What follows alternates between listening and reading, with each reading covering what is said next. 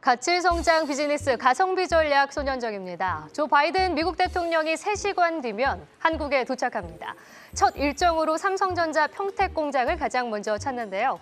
이번 한미 반도체 동맹으로 국내 시장에서는 소부장주들이 수혜를 가져갈 수 있을지 이목이 집중되고 있습니다. 그럼 오늘 가성비 전략 시작합니다. 바이든 대통령은 우리나라에 오자마자 왜 삼성전자 반도체 공장을 제일 먼저 찾는 걸까요? 크게 두 가지 이유가 있습니다. 이 반도체 공급 부족의 해결, 그리고 중국과의 패권 경쟁인데요. 미국은 코로나 이후에 반도체 공급 부족을 해소하기 위해서 국가 역량을 집중시키고 있습니다. 그런데 반도체 생산 능력은 미국보다 우리나라와 대만이 압도적으로 뛰어난데요. 미국은 퀄컴과 엔비디아, AMD, 인텔 등 뛰어난 설계 기업이 있지만 정작 생산할 수 있는 능력은 아시아에 집중되어 있습니다. 비메모리 반도체 시장 점유율 같은 경우에는 TSMC가 53%로 압도적이고요. 삼성전자가 18%를 차지하고 있습니다. 또한 세계 최강 메모리 반도체는 우리나라가 다 잡고 있죠. 삼성이 43%, SK하이닉스가 27%니까 70%를 차지하고 있습니다. 그러니까 반도체의 사활을 건 바이든 대통령은 우리나라와 이 반도체 동맹을 상징화하기 위해서 가장 먼저 평택으로 가게 되는 겁니다. 또 미국과 중국의 패권 경쟁에서 가장 첨예한 분야가 바로 반도체입니다. 그 경쟁에서 이기려면 자기 편으로 끌어들여야 할 가장 중요한 나라가 우리나라가 되는 건데요. 이번 방안의 중요한 이 화두 중 인도-태평양 경제 프레임워크를 주목할 필요가 있습니다.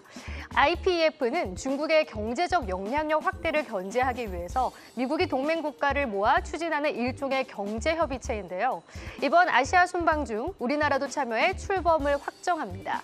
물론 대통령실에서 IPEF는 공급망 동맹이라는 개념으로 설명하면서 절대 중국을 소외하려는 건 아니다라고 밝혔지만 일단 이번 바이든 방안으로 반도체 동맹은 견고해질 전망입니다. 그럼 주식시장에선 어떤 종목들을 봐야 할까요? 반도체 대형주보다는 미국과 삼성의 공급자로 연결되어 있는 소재, 부품, 장비주들에 대한 관심이 높은데요. 제가 이 주요 종목들을 나눠서 한번 정리해봤습니다. 대표적으로 이제 소재 부품단에는 원익QNC, TCK, 월덱스, ISC, 그리고 하나머티리얼즈 등이 있고요. 낸드와 장비 쪽에는 원익IPS, PSK 등도 있습니다. 그리고 시스템 반도체로 대표적으로 어부부 반도체와 네페스, 고영이 꼽히고 있는데요. 자, 그럼 오늘 가성비 전략 체크 포인트를 한번 살펴볼까요? 과연 반도체 섹터가 이번 바이든 방안의 훈풍을 받고 갈 것인가에 대한 이야기를 들어봐야겠고요. 그래서 지금 안 사면 후회할 소배상주들은 어떤 것들이 있을지 살펴보도록 하겠습니다. 지금 바로 함께 하시죠.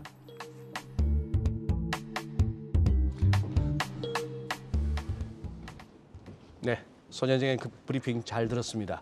자, 바이든 대통령 오늘 방안을 맞아서 우리 시장도 좋고 또 이렇게 반도체 관련해서 아무래도 평택 공장 방문이라는 거 미국 대통령의 어떤 그 순방 가운데에 제조시설 방문이라는 것은 또 이례적이죠. 또 굉장히 상징적이기도 합니다. 오늘 한동희 SK증권 연구원 모시고 반도체 쪽의 전반적인 업황 그리고 소부장 투자 전략 한번 세워보겠습니다. 안녕하세요, 한 연구원님. 네, 안녕하십니까. 예, 지금 우리 손현정의 그 이렇게 가성비 전략 이렇게 브리핑하면서 어느 정도 윤곽은 잡혔습니다. 한번 한 연구원님께서 지금 뭐 그동안 반도체 공급 대란 어쩌고 하면서 많이 우려 사항도 있었는데 그게 어느 정도 해소됐는지 그리고 업황 전반적으로 한번 짚어주시죠. 네, 기본적으로 지금 반도체 다운 사이클을 저희는 겪고 있는 중입니다. 다운 지금, 사이클? 예, 지금 작년에 이제 하반기부터 지금 네. 고정 가격이 이제 하락을 하기 시작을 했고요. 네. 그러다 보니까 시장에서는 반도체 업황을 얘기할 때 고정 가격을 얘기를 안 할 수가 없고 그러다 보니까 가격이 하락할 때는 다운 사이클이라고 표현을 하고요. 가격이 오를 때는 이제 업 사이클이라고 표현을 하는데 네. 일단 과거의 다운 사이클 대비해서 지금 디램 가격 빠지는 상황들을 보면은 매우 견조하게 지금 잘 버티고 있지만 잘 버틴다. 지금 오르고 있지 않다는 게 긍정적으로 볼 수 없는 부분 중에 하나가 지금 되고 있는 것 같습니다. 다만 지금 분기별로 작년 4분기 때부터 올해 1분기, 2분기 분기를 거듭하면서 지금 하락하는 그 낙폭은 지금 많이 지금 줄어들고 있다라는 관점에서 이제는 상승할 일이 좀 남아 있다라고 저희는 판단을 하고 있는데요. 기본적으로 과거와 지금 업황이 다른 점들은 지금 업황은 반도체 공정 미세화에 따른 난이도가 급증을 하면서 이제 수요를 안정화 잡는 데 좀 오랜 시간이 지금 걸리고 있습니다. 그러다 보니까 공급을 빨리빨리 늘리기가 좀 어려운 상황이다라는 게 일단 첫 번째로 공급적인 병목이 발생을 하고 있고요. 그 상황에서 작년에는 이제 코로나 때문에 비대면 수요가 올라가면서 PC 쪽 수요가 매우 좋았습니다. 그러다 네. 보니까 올해 1분기는 작년 대비해서는 PC 수요가 지금 안 좋은 상황들이 좀 네거티브한 포인트라 볼 수가 있겠고요. 그리고 삼성전자 갤럭시 이제 스마트폰이 GOS 이슈가 터지면서 네. 스마트폰에 대한 이제 좀 네거티브한 포인트들이 같이 수요단에 지금 작용을 하고 있는데 또 지금 저희가 살고 있는 시점이 인플레이션 사이클이다 보니까 경기 침체에 대한 우려를 또 안 할 수가 없다라는 관점에서 반도체 공급은 타이트하기 때문에 수요만 조금 올라오면은 업황은 좋아지겠으나 경기 침체 우려가 같이 상존해 있는 상황에서 하반기에 반도체 업황이 얼마나 좋아질지는 좀 지켜보자라는 관망세가 올해 상반기 내내 조금 시장을 좀 지배하지 않았나라고 생각을 하고 있고요. 다만 이제 이번 달에 인텔의 사파이어 레피즈 CPU가 이제 출시가 되었습니다. 그래서 이제 올해 하반기 3분기 중순부터 본격적으로 이제 출하가 시작이 될 것으로 보여지기 때문에 서버 DRAM 쪽에서의 수요 진작은 하반기 때부터는 분기별로 우상향할 수가 있겠다라고 생각을 하고 있고 반도체 공급 자체는 아직 지금 빨리 병목이 풀리고 있지는 않기 때문에 수요와 공급 논리에서 봤을 때 공급은 타이트하고 수요가 올라갈 수 있다면 반도체 가격 전망은 하반기로 갈수록 우상향할 수 있다라고 보고 있는 게 저희의 뷰고요. 지금 업황에서 가장 중요한 디램 같은 경우에는 저희는 2분기, 1분기 대비해서는 가격 하락이 멈출 것으로 보고 있고 3분기 때부터는 네. 분기별 상승이 진행이 된다라고 판단을 하고 있습니다. 알겠습니다. 그러면 뭐 하반기로 가서 그러진 나쁘지 않아 보이는데 그러면 이 투자 관점에서 네. 이렇게 그동안 대부분 삼성전자나 SK하이닉스보다도 자꾸 이렇게 소부장 쪽을 언급해 오셨어요. 네. 그러면 우리 투자자분들 입장에서는 그렇다면 하반기 반도체 업황이 나쁘지는 않을 것 같다. 여전히 삼성, SK 이쪽보다 소부장 쪽으로 가는 게 맞다고 보시는지. 사실은 대형주냐 중소형주냐의 차이는 사실은 조금 수급적으로 좀 다를 수 있다고 생각을 합니다. 아무래도 개별주 같은 경우에는 개별 이슈로 움직이는 부분들이 많고 과거에는 통상적으로는 삼성전자와 하이닉스 주가가 올라갈 때 이제 소부장들이 같이 주가가 올랐었는데 네. 작년을 한번 보시면 삼성전자 하이닉스 주가가 정체되어 있었지만은 소부장들의 주가는 상당히 좋았습니다. 예. 과거 대비해서 소부장들의 수혜 강도나 구조가 많이 좋아졌기 때문에 이제 업황 이상의 성장을 하고 있는 소부장 업체가 많아짐으로써 확실히 이익 베이스로 봤을 때 성장률은 소부장이 조금 더 가파르다라고 생각을 하고 있고요. 올해 같은 경우에는 하반기 업황이 상반기 대비해서 좋은 방향으로 진행이 될 것으로 보여지고 있기 때문에 일단 주식시장 자체에 대한 센티먼트 매크로 변수는 사실 좀 알 수가 없지만 반도체 업황만 놓고 봤을 때는 방향성은 대형주나 중소형주나 둘 다 우상향 방향으로 보는 게 맞다라고 생각을 하고 있는데 아무래도 접근성 측면에서는 시가총액 측면에서는 소부장들이 조금 더 좀 주가가 라이트하기 때문에 확실히 어닝스 베이스로 차별화가 되는 실적을 가지고 있는 업체들에 대해서는 개별주가 조금 더 매력이 있을 수 있다라고 판단을 하고 있습니다. 하반기부터는 수요가 늘어날 수 있고 디램 가격이 바닥을 잡을 수 있다라고 말씀을 해주셨는데 그런데 현재 반도체 현물 가격이 하락하고 있습니다. 하반기 고정 가격이 좀 상승할 수 있을까요? 예, 일단 고정가가 제일 중요하고 아무래도 현물가는 좀 선물 시장이다 보니까 좀 네. 선반영한다라는 측면에서는 좀 맞는 얘기들입니다. 다만 현물가 같은 경우에는 뭐 반도체 수요라고 하면 크게 봤을 때 서버, PC, 모바일 이렇게 볼 수가 있겠는데요. 현물 가격은 보통 PC 베이스의 제품들이 대다수를 차지하고 있기 때문에 지금 아까 제가 말씀드린 하반기 디램 수요를 견인할 수 있는 포인트는 서버라는 점에서 지금 현물가에는 서버랑 모바일이 반영이 대부분 다 안 되어 있다고 보여지고 있고요. PC 수요만 지금 현물가에 많이 반영이 되고 있기 때문에 사실 하반기 서버 포인트로 봤을 때 지금 현물가 얘기를 하면서 하반기 고정가가 안 좋을 수도 있다는 얘기들을 네. 하는 거는 좀 어폐가 있을 수 있다 판단하고 있습니다. 예. 지금 그러면은 바로 종목으로도 가야 될 것 같은데 지금 이제 메모리 쪽에서 후공정 외주화 이 무슨 얘기입니까? 일단 그 메모리 웨이퍼를 만들고 네. 이제 최종 제품을 만들기 위한 후공정, 그러니까 후공정. 전공정이라 하면 웨이퍼를 만든 직전까지를 전공정이라고 네. 하고요. 후공정은 그 웨이퍼를 가져가서 이제 양품, 불량품을 검사를 한 다음에 그걸 개별 다이를 잘라서 네. 일정 완제품화 시키는 거를 후공정이라고 예. 표현을 합니다. 이 후공정 시장은 삼성과 하이닉스 같이 자체적으로 본인들이 하는 인하우스 시장이 있고요.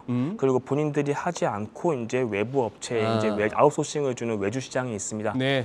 근데 기존에는 특히 메모리 같은 경우에는 인하우스 시장이 컸지만은 이게 점진적으로 외주화 비중이 올라가면서 업황 이상으로 그 외주를 받는 업체들은 실적이 더 좋을 수 있다는 측면에서 지금 반도체 메모리 외주화 사이클이 최근 1년 반 전부터 지금 가파르게 진행이 되고 있고 이 업체들이 업황 이상의 성장을 지금 하고 있고 앞으로도 그럴 것으로 보고 있기 때문에 메모리 후공정 외주 업체에 대한 관심도가 높아져야 된다라고 판단을 하고 있는 거고요. 예. 일단은 외주 비중이 올라갈 수밖에 없는 구조적인 원인들은 네. 반도체 미세화에 대한 핵심은 과거에는 전공정이었습니다. 근데 점점 이제 반도체 미세화가 전공정에서의 병목이 발생을 하다 보니까 이제 후공정 고도화를 통해서 반도체 미세화 효과를 내야 되기 시작을 했고요. 그러니까 저희 흔히 얘기하는 뭐 WLP라든지 TSV, PLP 같이 하이엔드 패키징에 대한 중요도가 올라가면서 이제 삼성전자나 하이닉스 같이 메모리 반도체 업체들은 자체적으로 후공정 고도화에 더 신경을 써야 되는 상황들이기 때문에 네. 이 후공정 고도화를 하기 위해서는 기존의 아이템들을 유지를 하면서 공장을 새로 지어서 투자를 할지 예. 아니면은 기존 공장에 있던 설비들을 바깥으로 이전을 시킨 다음에 빈 공간을 활용해서 효율화를 꾀할지 네. 지금 사이클은 후자에 가깝습니다. 아하. 그러다 보니까 외주 비중이 낮았던 메모리 패키징 시장이 지금 이제 외주화 비중이 올라가면서 업체들이 구조적으로 업황 이상의 성장을 하고 있다라는 관점에서 이쪽을 좀 더 중요하게 여기고 있다라고 말씀을 드리고 있습니다. 예. 지금 그럼 오늘 가져오신 토픽 중에 하나마이크론 요게 후공정 업체죠. 네. 요 투자 포인트를 간략하게 좀 한번. 예, 기본적으로 외주화 사이클 때 수혜를 보기 위해서는 삼성전자 하이닉스가 외주를 줘야 되고요. 그러려면은 비용적으로 이점이 메리트가 있어야만 합니다. 근데 후공정에서 비용적으로 메리트를 가지기 위해서는 사실 인건비를 낮추는 방식밖에 없는데 네. 그렇기 때문에 베트남과 필리핀의 라인을 가지고 있는 메모리 후공정 외주 업체들이 그 외주의 물량을 많이 가져갈 가능성이 높다. 국내에는 그 관련된 업체들이 하나마이크론이나 SFA 반도체 같은 업체들이 있고요.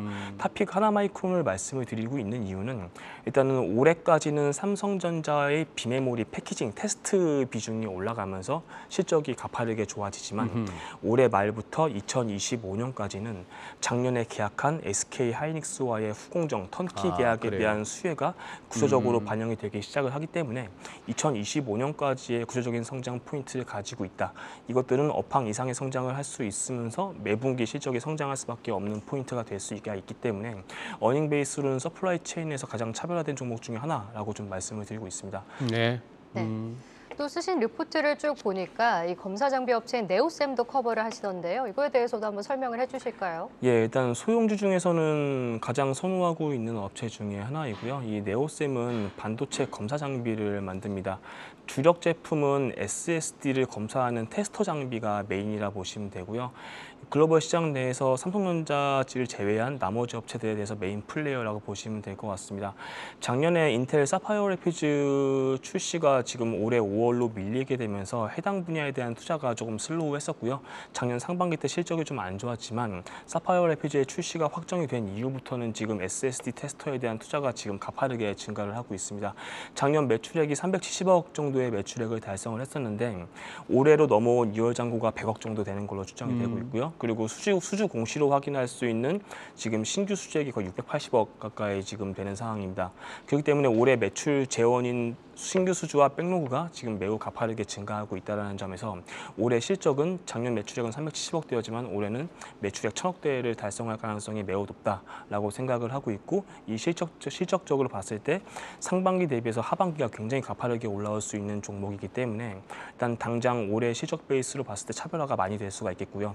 그리고 이제 인텔 사파이어 래피즈 출시가 됐기 때문에 5세대 SSD 테스터에 대한 투자도 올해 하반기부터 내년부터 이제 점진적으로 신규 장비에 대한 수요가 올라올 수가 있다고 보기 때문에 중장기 베이스로 성장 가능성이 매우 높은 종목 중에 하나라고 좀 말씀드리고 있습니다. 그래요. 예. 우리 연구님 보시기에 지금 바이든 대통령의 방한 이후에 이 미국이 이제 반도체 관련해서 우리 한국에 공을 들이지 않겠습니까?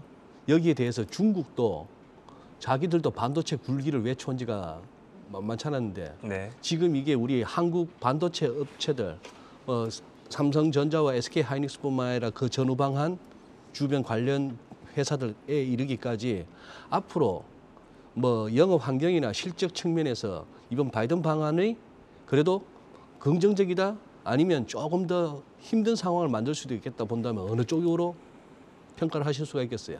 일단 얼마나 장기적으로 볼 것인가에 따라서 장기적으로? 답은 좀 달라질 수 있을 네. 것 같습니다. 왜냐하면은 그 모든 행동들이 다 이제 체인 리액션적으로 서로 중국도 미국도 서로의 이제 티켓타카를 하면서 서로 다른 대안들을 내놓을 것이기 때문에 그렇겠죠. 어떤 시점까지 바라보고 말씀을 드려야 될지는 모르겠지만 기본적으로 반도체가 탈세계화되고 있다라고 저희는 생각을 하고 있거든요. 탈세계화? 네, 그러다 보니까 지금 한마디로 중국과 미국 진영에 예. 이제 이게 분리가 되면서 예. 일단은 이제 미국 업체의 수혜를 볼 수 있을 것인가, 그리고 이제 미국 지금 바이든 정권, 지금 미국 정권의 그 투자세액 공제라든지 수혜를 볼 수 있을까 관점에서는 이제 어디에 나란히 설지가 사실은 되게 중요한 이슈가 될 것이기 때문에 조금 알 수는 없지만 지금 미국 정부가 기본적으로 외치고 있는 것 중에 하나는 반도체 자급률 증가이기 때문에 지금 인텔이라든지 마이크로라든지 지금 앞으로 투자 계획이 증가하고 있다는 점에서 봤을 때는 당연히 미국은 삼성전자나 하이닉스 같이 메모리 시장이나 비메모리 시장 내에서 중국을 견제할 수 있는 업체들을 포섭할 수밖에 없는 베이스로 갈 수밖에 없기 때문에 국내 시장도 긍정적이지만은 미국 인텔이나 다른 미국 업체들의 수혜까지 같이 볼 수 있는 업체들이 더 수혜 강도가 올라갈 수 있다고 보고 있고요. 예. 실적적인 측면으로 봐도 국내 전공정 투자는 작년에 기저가 많이 올라갔기 때문에 투자액이 증가는 하겠지만은 투자의 성장률은 체감할 수밖에 없습니다. 그렇기 때문에 굳이 미국 정권의 얘기를 하지 않아도 차별화된 실적이 나오기 위해서는 이미 다변화된 거래처를 가지고 있어야만 하고요. 그렇게 되려면 국내 수혜주만 가지고 바라봤을 때는 조금 매력이 떨어지는 사이클이 올 수도 있을 거고 아하. 그렇기 때문에 해외 수혜주도 같이 관심을 가져야 한다라는 관점에서는 네, 글로벌 플레이어들이 더 투자 베이스로는 매력적일 수 있다라고 좀 말씀을 드리고 있습니다. 아, 네. 예, 알겠습니다. 그래요. 너무 흥분하지도 않고 좀 차분하게 한번 안에 들여다봐야 되는 그런 시점인 것 같습니다. 오늘 또 도움 말씀 고맙습니다. 예, 네, 감사합니다. 네, SK증권 한동희 연구원과 대담 가졌습니다.